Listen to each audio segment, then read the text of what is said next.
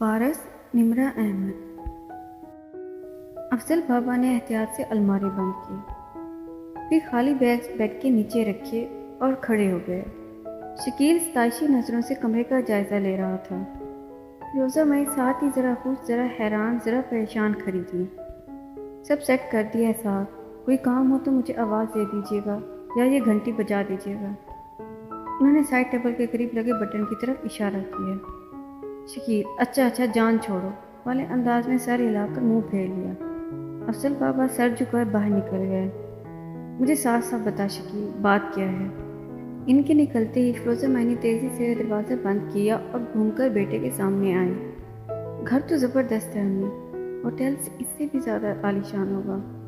वो अभी तक घूम फिर कर एक चीज़ का जायज़ा ले रहा था। फिरोज़ा बेगम, जहन्नम में गया घर? मैं पूछ रही हूँ कि ना, इसने उंगली उठाकर मुस्कुराते हुए नफ़ी में सर हिलाया। घर को जहन्नम में नहीं भेजना हमें। शकील, मुझे सीधी तरह बता, तू अचानक बगैर इत्तला किए क्यों आया है इधर? यही तो बता रहा हूँ तुझे अम्मी, घर ज़बरदस्त है, होटल इससे भी ज़्यादा आलीशान होगा और इस घर को जहन्नम में भेजने की गलती हमने नहीं करी। वो पुरस्कार एक तरीके से मुस्कुराया। फिरोज़ा माई, तो तू घर और होटल के लिए आया, मेरे लिए नहीं। उन्हें सदमा पहुंचा। ले, सब तेरे लिए ही तो कर रहा हूँ। इधर तू मेरे साथ ऐश करेगी, मैं अकेला थोड़ी रहूँगा यहाँ। वो बेड के एक तरफ बैठा। फिरोज़ा मैं तेज़ी से इसके साथ आ बैठी। मगर शकील, ये सब पारस का है, वो हमें अब ज़्यादा दिन बर्दाश्त नहीं करेगी। हम इधर ऐश नहीं कर सकते। शकील धीमी आवाज़ में बोला, ये सब बहुत जल्द हमारा हो जाएगा अम्मी, अगर तू मेरा साथ दे तो। फिरोज़ा बेगम बोली, तुझे लगता है वो नागन ये सब हमारे नाम कर देगी? तू पागल है। अगर तुझे लगता है कि इसे डरा धमका कर कनपट्टी पर पिस्तौल तान कर भी तू इससे कागजात पे दस्तखत करा ले तो तू गलत है। वो कभी हमें कुछ नहीं देगी शकील। फिरोज़ा बेगम को इसकी सोच पर अफसोस हुआ। तेरी नज़दीक की नज़र ज़रा कमज़ोर है अम्मी, तुझे सामने की बात क्यों नहीं नज़र आती? मैं पारो से कुछ नहीं साइन कराना, बस एक बात याद रखनी है, ये पारो के वाहिद रिश्तेदार हम हैं, तो इसकी माँ और मैं इसका भाई। शकील अभी तक मुस्कुरा रहा था। पर हम सुतेले हैं, ज़रा सा पैसा खर्च करो तो सुतेला सगा बन जाता है। सोच अम्मी, पारो के पास कुछ नहीं था, फिर अचानक से एक दिन बुढ़ा हादसे का शिकार हो गया और पारो को सब मिल गया। ऐसे में अचानक अगर एक दिन पारो हादसे में मर जाए तो? वो मुस्कुराया। तो अम्मी, इसका सब कुछ डायरेक्ट इसके रिश्तेदारों को मिल जाएगा। अब मैं 100 साल इस नागिन के मरने का इंतजार करूं? ये इतना जल्दी मरने वाली नहीं। फिरोज़ा बेगम चिढ़कर बोली, ओ मेरी अक्लमंद माँ, तुझे लगता है वो बुढ़ा ऐसे मरा होगा? तू खुद कहती थी इसे पारो ने मारा होगा। बज़ाहिर वो हादसा था और हादसा ही रहा, ना केस खुला ना तफ्तीश हुई। ऐसे ही अगर हम पारो को अपने रास्ते से हटा दें तो हम इस सब के मालिक होंगे। फिरोज़ा मई की आंखें हैरत से फैल गईं। वो दम बखुद रह गई। शकील, तेरा मतलब तू पारो को कत्ल? इससे लफ्ज़ अदा नहीं हुआ। बेख्तियार वो कदरे पीछे हुई। मैं नहीं, हम दोनों इसे रास्ते से हटाएंगे। तो तू इसलिए इधर आया? शकील, अल्लाह का खौफ कर, मुझे वो एक आंख नहीं भाती।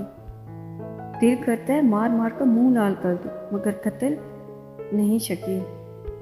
वो अभी तक खौफजदा थी। देख अम्मी, चंद दिनों में हम सड़क पर आ जाएंगे, भीख मांग कर गुजारा करना पड़ेगा फिर तुम्हें। वो दबे दबे गुस्से से बोला। फिरोज़ा बेगम बोली, मगर तेरे पास कुछ तो होगा, इतने साल तूने दुबई में, वो फिक्र कंप्लीट ना कर पाई। नहीं है, फूटी कोई नहीं बची, सारा सरमाया डूब गया। अब मेरे पास इसके सिवा कोई चारा नहीं कि पारो से अपना हक छीन लूं। देख हमें, सारी गलती इसकी अपनी है। अगर इसने सीधे तरीके से हमें हमारा हक दिया होता तो हम ये ना करते। सारी गलती इसकी है, तो खुद को इल्ज़ाम ना दे। शकील को अपनी बात सही साबित करने के लिए बहुत से दलाइल थे। फिरोज़ा मई चुप हो गई। पारस के कमरे में तारीकी थी। बालकनी की तरफ खुलती फ्रेंच विंडोज़ के आगे पर्दे लटके हुए थे, सो चांद की रोशनी छन कर अंदर आ रही थी। وہ وہیں کرسی ڈالے فون کان سے لگائے سر ہلاتی کہہ رہی تھی، میں نے آپ کی پوری بات سنے بغیر فون رکھ دیا تھا۔ میں سمجھی وہ سویرا ہوں گی، مگر وہ شکیل تھا۔ شکیل؟ وہ دبئی سے کیوں آیا؟ خیریت؟ اتنی تشویش گزری۔ پارس نے گہری سانس خارج کی۔ خیریت ہوتی تو نہ آتا، اسے پیسے چاہیے تھے، مگر یہ واحد وجہ نہیں ہوگی۔ خیر، میں جلد معلوم کر لوں گی کہ وہ کیوں آیا ہے، اور سویرا ان سے ملاقات کے بارے میں کیا سوچا ہے۔ مجھے معلوم ہے ان سے کیا کہنا ہے، آپ فکر مت کریں۔ میں نے سویرا اور فضان کا بہت عرصے انتظار کیا ہے۔ میں پوری طرح تیار ہوں۔ دروازے پر دستک ہوئی، افضل بابا نمودار ہوئے۔ پارس نے اسے اندر آنے کا کہہ کر فون پہ بولی، اوکے تنویر صاحب، جلد ملاقات ہوتی۔ فون رکھ کر وہ بابا کی طرف متوجہ ہوئی۔ ہوٹل سے فائز صاحب آئے ہیں، کچھ کاغذات آپ کو دکھانا ہے۔ اس وقت وہ حیران ہوئے، باہر پھیلتی رات کو دیکھا۔ تھوڑی دیر بعد وہ لان میں آئی تو کرسی پر بیٹھا کچھ فائلز دیکھتا فائز احتراماً کھڑا ہو گیا۔ میم، کافی دیر ہو چکی ہے، مگر یہ کچھ اہم فیکٹس سے ابھی موصول ہوئے، مجھے آپ سے ڈسکس کرنے تھے تاکہ صبح ہوتی پہلا کام ان پر عمل درآمد کا کروں۔ اس کے بیٹھتے ہی فائز نے کھڑے کھڑے جھک کر سب کاغذ میز پر پھیلائے۔ وہ دونوں اس کو ڈسکس کرنے لگے۔ 15 منٹ ہوئے تھے کہ گیٹ پہ ایک کار رکی۔ فارس نے سر اٹھا کر دیکھنے لگی، اٹھی نہیں۔ اس کی عتمے کھڑے فائز کے چہرے پہ ہلکی سی مسکراہٹ در آئی۔ پہلے تنویر صاحب آتے دکھائی دیے۔ فارس کو دیکھتے ہوئے انہوں نے ہولے سے سر کو جنبش دی۔ فارس نے سمجھنے والے انداز میں سر ہلایا۔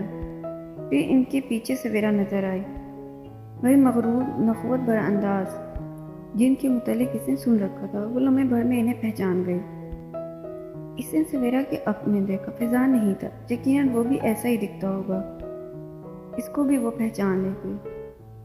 تنویر صاحب قریب آئے تو وہ اٹھی، ہلکی سی والے مسکراہٹ۔ سویرا نے اس کے سامنے آ کر اوپر سے نیچے اسے دیکھا۔ سیدھے بال، خوبصورت آنکھیں، شال کندھوں پر، کانوں میں بڑی بڑی بالیاں۔ وہ ویسی ہی تھی جیسی فیضی نے بتایا تھا، مگر اس نے یہ نہیں بتایا تھا کہ وہ خوبصورت تھی۔ سویرا کو کوئی شاطر صورت اور تیز طرح پکے چہرے والی لڑکی کی توقع تھی۔ گو کہ یہ بھی بے وقوف نہیں لگتی تھی، سمجھدار بلکہ عقل مند لگتی تھی، مگر اس کی خوبصورتی نے اس کے چہرے کو منفی تاثر نہیں دینے دیا تھا۔ وہ سحر انگیز تھے۔ وہ بلا شبہ اتنی خوبصورت نہیں تھی جتنی سحر انگیز تھی۔ مسز پارس رضوان حیات، مسز سویرا اسجد۔ تنویر صاحب نے آمنے سامنے کھڑی دونوں خواتین کا تعارف کرایا۔ سویرا کی آنکھوں میں چبھن تھی، جبکہ پارس کی آنکھوں میں سرد مسکراہٹ سے لبریز تھی۔ ویلکم مسز اسجد، مجھے خوشی ہے کہ 6.5 ماہ میں آپ کو یہ گھر مل ہی گیا۔ پارس کے لبوں سے الفاظ نکلے ہی تھے کہ تنویر صاحب نے حیرت اور گڑبڑاہٹ سے اسے دیکھا۔ جی، آپ نے تو اس گھر کو بہت چھپا کر رکھا تھا نا، مگر ہم نے ڈھونڈ ہی لیا۔ وہ بھی مسکرائیں۔ ویسے گھر اچھا ہے آپ کا، البتہ مجھے سمجھ نہیں آئی کہ مری میں ہمارا گھر ہونے کے باوجود بھائی جی نے آپ کو علیحدہ گھر کیوں لے کر دیا؟ پارس دھیرے سے ہنسی۔ فائز بے اختیار سے دیکھا۔ وہ بہت کم ہنسی تھی، یا شاید چند ایک بار ہی ہنسی تھی۔ اصل میں رضوان جب بھی اپنے لیے گھر بناتے اس پہ لوگ قبضہ کر لیتے، سو انہوں نے چھپا کر گھر لیا تھا تاکہ کسی کو پتہ نہ چلے، نہ کوئی اسے نگلنے کی کوشش کرے۔ اور یہ گھر، ساتھ ہی پارس نے پلٹ کر گھر کو دیکھا۔ فائز کی طرف اس کا چہرہ ہوا تو اس نے احتراماً سر جھکا لیا، مگر پارس بنگلے کو ہی دیکھ رہی تھی۔ یہ گھر مجھے پسند تھا، انہوں نے شادی کے گفٹ کے طور پر مجھے یہ دیا۔ وہ گردن موڑے بنگلے کو دیکھ رہی تھی۔ ایک دم سے اس کی موڑی گردن سیدھی ہو گئی۔ وہ کھڑی سے بیٹھی نظر آئی، کھلے بال بند گئے، بنگلے کے فرنٹ کی بجائے اس کے سامنے بنگلے کی بیک سائڈ آ گئے۔ وہ جنگل کے سرے پہ درختوں کے بیچ پتھر پہ بیٹھی تھی، گھٹنوں کے گرد بازوں کا حلقہ بنائے۔ وہ بنگلے کو دیکھ رہی تھی جو سامنے ذرا دور نظر آ رہا تھا۔ آپ نے بتایا نہیں آپ کی والدہ نے کیا کہا؟ عقب میں آتی آواز پہ وہ ڈر کر ایک دم اٹھی۔ پیچھے رضوان کھڑے تھے، ہمیشہ کی طرح باوقار، پورے اعتماد اور مہربان۔ سوری سر، مجھے پتہ نہیں چلا آپ کب آئے، جب آپ واک سے تھک کر ادھر بیٹھ گئی تھیں۔ انہوں نے ٹریک سوٹ کی جیبوں میں ہاتھ ڈالے، آبرو سے پتھر کی طرف اشارہ کیا، یعنی وہ اتنی دیر سے اسے دیکھ رہے تھے۔ مجھے پتہ ہی نہیں چلا، اس نے پھر کہا۔ وجہ وہ گھر ہے، آپ اس کو بہت توجہ سے دیکھ رہی تھیں۔ پارس نے مڑ کر دیکھا، پھر سر جھکا لیا۔ میں روز اس جنگل میں واک کرتی ہوں، مجھے نہیں معلوم تھا کہ اس کے اختتام پہ کسی کا گھر بھی ہوگا۔ یہ اس گھر کا بیک ہے، اس کا فرنٹ مین روڈ پہ ہے۔ اوہ، اس کے لب سکڑے۔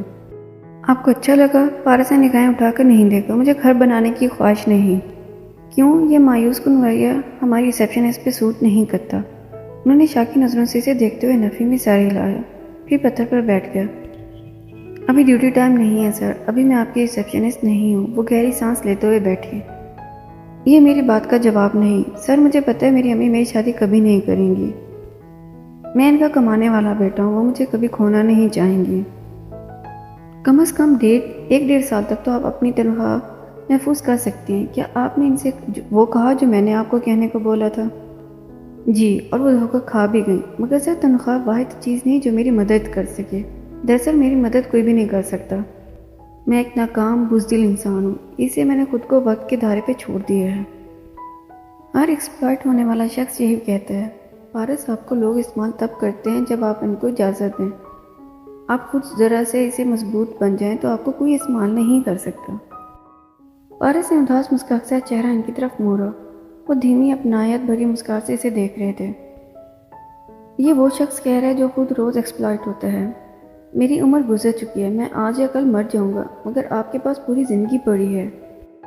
سر، آپ مجھے مضبوط بننے کا درس دیتے ہیں، مگر جس دن آپ خود مضبوط بنیں گے اس دن میں بھی بن جاؤں گی۔ وہ اب قدر آرام دہ انداز میں بول رہی تھی۔ ویسے مجھے ابھی تک یقین نہیں آیا کہ کوئی آپ کو استعمال کر سکتا ہے۔ وہ ہلکا سا ہنسے۔ وہ ہنستے ہوئے بہت اچھے لگتے تھے، دل میں احترام پیدا ہوتا تھا، اپنائیت سی ہونے لگتی تھی۔ میں نے شادی نہیں کی، جانتی ہیں کیوں؟ پارس کی آنکھیں حیرت سے پھیلی۔ اوہ، میں سمجھی آپ کے بچے مجھ سے بھی بڑے ہوں گے۔ ابھی آپ میری ریسیپشنسٹ نہیں ہیں، اس کا یہ مطلب نہیں کہ آپ مجھے برا کہیں، وہ پرلطف انداز میں بولے۔ وہ بھی ساختہ ہنسی۔ میری بہن نے میری شادی کبھی نہیں ہونے دی۔ 9 عمری میں ایک منگنی ہوئی تھی کزن سے، پھر اچانک ختم ہو گئی۔ جانتا ہوں کہ سویرا نے خاندان میں کچھ باتیں کی اور رشتہ تروا دیا۔ میں اس وقت نوجوان تھا، مجھے پرواہ نہیں تھی۔ 30 سے اوپر کا ہوا تو شادی کا سوچا۔ بہت جگہ رشتے کی کوشش کی، مگر ہر دفعہ بات ختم ہو جاتی۔ پھر ایک دوست کی بہن تھی نیتا، بہت اچھی لڑکی تھی، وہ رشتہ ہو گیا اس لیے کہ دوست سے خود بات کر لی۔ سویرا پہ چھوڑتا تو کبھی نہ ہو پاتا، مگر چند مہینے بعد میری بہن بھائی نے اس پہ بیچاری پہ الزام لگا کر رشتہ توڑنے کا کہا۔ میں نے رشتہ ختم کر دیا۔ وہ حق دق سن رہی تھی کہ اس کی امید تو توقع سے بڑھ کر تھا۔ کیوں؟ اس لیے نہیں کہ مجھے اس پہ شک تھا، نہیں۔ انہوں نے دور نظر آتے گھر کو دیکھتے ہوئے نفی میں سر ہلایا۔ چہرے پر سوگواریت تھی، بلکہ اس لیے کہ جب میں اتنا مضمون تھا ہی نہیں کہ نیتا کو برمالت صحیح اور سویرا کو غلط کہہ سکوں، تو مجھے اس لڑکی سے شادی کر کے اسے سزا دینے کا حق نہیں تھا۔ نہیں سر، آپ نے غلط کیا، آپ کو ڈر جانا چاہیے تھا۔ پارس، میں یہ بات آپ کو کیوں بتا رہا ہوں؟ اس لیے نہیں کہ مجھے کیتھارسس کرنا ہے، بلکہ اس لیے کہ آپ کو یہ سمجھا سکوں کہ نیتا کے بعد میں کبھی شادی نہیں کر سکا۔ 10-12 سال ہو گئے اس بات کو۔ میں نے غلطی کی، مجھے اس کے لیے فائٹ کرنا چاہیے تھا۔ مجھے رشتوں میں توازن برقرار رکھنا چاہیے تھا۔ آپ بھی وہی غلطی کر رہی ہیں۔ جو لوگ اپنے بہن بھائی کے لیے قربانی دیتے ہوئے شادی نہیں کرتے وہ غلط کرتے ہیں۔ مگر سر، اس نے اختلاف کرنا چاہا، مگر سارے دلائل بھول گئے۔ دلائل تو شاید کبھی تھے ہی نہیں۔ وعدہ کریں مجھ سے خود سے کہ آپ مناسب وقت پہ ضرور شادی کریں گی۔ اگر آپ نے یہ وعدہ پورا کیا تو یہ گھر، انہوں نے سامنے والے گھر کی طرف اشارہ کیا، یہ میں آپ کو شادی کے گفٹ کے طور پہ دے دوں گا۔ یہ آپ کا ہے؟ وہ حیران ہوئی۔ نہیں، مگر اس کے فرنٹ پہ برائے فروخت کا اشتہار لگا ہے۔ بولیں آپ کو شادی کا گفٹ چاہیے یا نہیں؟ وہ مسکراتے ہوئے پوچھ رہے تھے۔ پارس اداسی سے مسکرائی اور ہلکے سے اس بات میں سر ہلا کر اس نے گھر کی سمت دیکھا، جو لمحے بھر میں بعد روشنی سے اندھیرے میں ڈوب گیا۔ بیگ کی جگہ فرنٹ سامنے آ گئے۔ رضوان غائب ہو گیا۔ وہ بیٹھے سے سیدھی تمکنت سے کھڑی حالت میں آ گئی۔ پارس نے گردن واپس موڑی۔ اندھیرے میں لان میں سویرا اور تنویر صاحب اس کے سامنے کھڑے تھے۔ فائز پیچھے تھا۔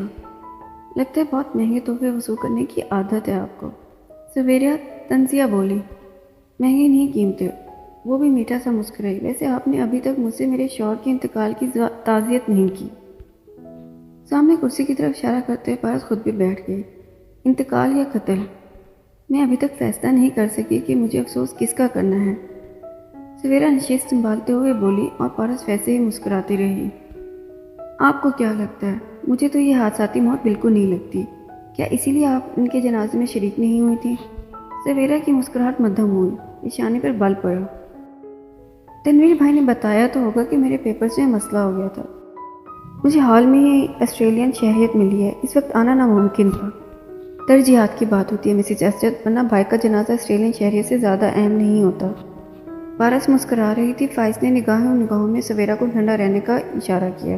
انہوں نے بامشکل ضبط کیا۔ بھائی جی سے میرا خون کا رشتہ ہے پارس صاحبہ، یہ کبھی ختم نہیں ہو سکتا۔ آپ کا 3 لفظوں کا رشتہ تھا جو 3 لفظوں سے ختم ہو سکتا ہے۔ آپ اسجد صاحب کو نہیں لے کر آئیں؟ ان کی بات ختم ہوئی تو وہ بولی، نہیں، وہ بچوں کے پاس آسٹریلیا میں ہیں۔ خیریت ہے، آپ نے انہیں خود سے الگ رہنے دیا، وہ بھی اتنے دنوں کے لیے؟ اور اگر انہوں نے 3 لفظوں کا رشتہ ختم کر دیا تو؟ ہمارا رشتہ اتنا کمزور نہیں ہے۔ فائز کی بار بار تنبیہ کرنے کے باوجود سویرا ضبط کھو بیٹھی اور غصے سے بولی۔ پارس نے ہلکی سے شانے اچکائے۔ اچھا، اور انداز یوں تھا کہ گویا یقین نہ آیا ہو۔ سویرا نے پھر خود پہ قابو پایا اور گفتگو کا رخ موڑا۔ آپ نے بھائی جی کی موت کی تفتیش کیوں نہیں کرائی؟ وہ میرے سامنے سیڑھیوں سے گرے تھے، بہت اعتماد سے۔ پارس نے فکرہ کمپلیٹ کیا۔ مگر 2 حصوں میں ہر چیز کی گواہ ہوں، مجھے تفتیش کی کیا ضرورت ہے؟ مگر ہمیں ہے، وہ ہم ضرور کریں گے، کیونکہ ہم آپ کی اس کہانی کا یقین نہیں کریں۔ جی میں پوچھنے ہی لگی تھی آپ کے اس ہم کے متعلق۔ پارس کا چہرہ کھل اٹھا، جیسے اس کو کچھ یاد آیا۔ فیضان نہیں آیا؟ عقب میں کھڑا فیضان بنا تاثر کے مؤدب سا کھڑا میز کو دیکھتا رہا۔ تنویر صاحب کا چہرہ بھی بے تاثر رہا۔ سویرا نے بھی حتی المقدور کوشش کی کہ فیضی کو دیکھے بغیر جواب دے، نہیں، وہ نہیں آیا۔ اس کی بھی ویپرز کا مسئلہ ہوگا۔ پارس نے جیسے مسکراہٹ چھپائی۔